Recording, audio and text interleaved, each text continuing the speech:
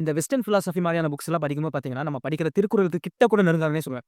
அது ஏங்கிறத வீடியோ ஃபுல்லா பாருங்க. இந்த ஸ்டாய்சிசம், எபிக்யூரியனிசம் அப்புறம் இந்த செல்ஃப் டெவலப்மென்ட் புக்ஸ் எல்லாம் படிக்கும்போது பார்த்தீங்கன்னா, இதெல்லாம் நம்ம ஏற்கனவே படிச்ச மாரியான ஒரு ஃபீல் கண்டிப்பா இருக்கும். அது ஏன்னா, இந்த வெஸ்டர்ன் எஜுகேஷன் சிஸ்டம் கான்செப்ட்ஸ் எல்லாம் பார்த்தீங்கன்னா, இந்த செல்ஃப் டிசிப்ளின், மோட்டிவேஷன் இந்த மாரி விஷயம்லாம் பார்த்தீங்கன்னா, மேலோட்டமா சொல்லிட்டு போயிருவாங்க. ஆனா, நம்ம 2ஆம் கிளாஸ்லேருந்தே பார்த்தீங்கன்னா, திருக்குறள் இருக்கிற எக்கச்சக்கமான கான்செப்ட்ஸ் பார்த்தீங்கன்னா, ஆழமா பதிய வச்சிருக்கு. இந்த நேச்சர ரிலேட் பண்ணி ஒரு சில பிலாசபி கான்செப்ட்ஸ் எல்லாம் பார்த்தீங்களா?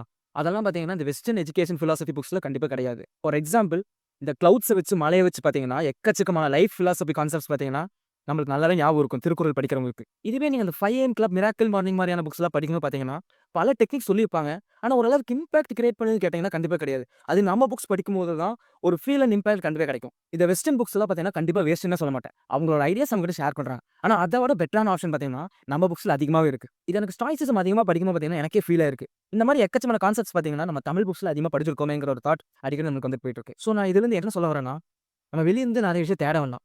நமக்குள்ளயே நெறைய விஷயம் இருக்கு. அத எக்ஸ்போஸ் பண்ணாலே நம்மளோட ஐடென்டிட்டிய ரிவீல் பண்ணிடலாம்.